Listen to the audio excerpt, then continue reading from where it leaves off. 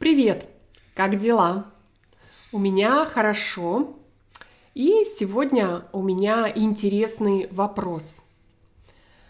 У меня есть интересная, умная студентка, и она спрашивает, какая разница жаркий и горячий? Это интересный вопрос, потому что жаркий и горячий – это синонимы, но разница есть. Хорошо.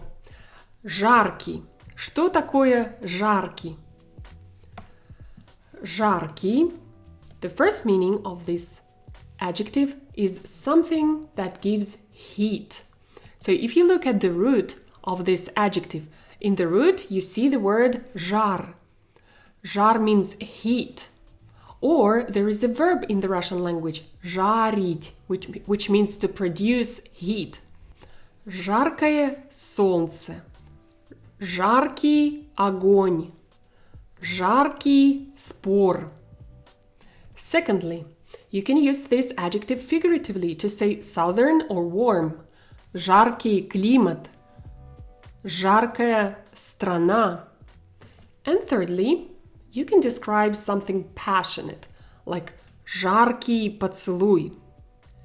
Now, горячий is something that feels hotter than my body temperature. For example, горячая голова. Сейчас у меня горячая голова, потому что у меня температура. Горячий чай. Я люблю горячий чай.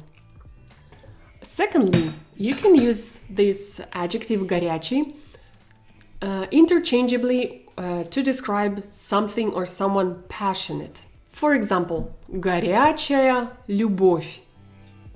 And thirdly, use горячий with describing food that is supposed to be served hot. For example, горячее блюдо, горячий бутерброд, горячее питание. Alright, that's it. I hope you feel the difference now. And I'll see you later. Bye-bye. Пока-пока.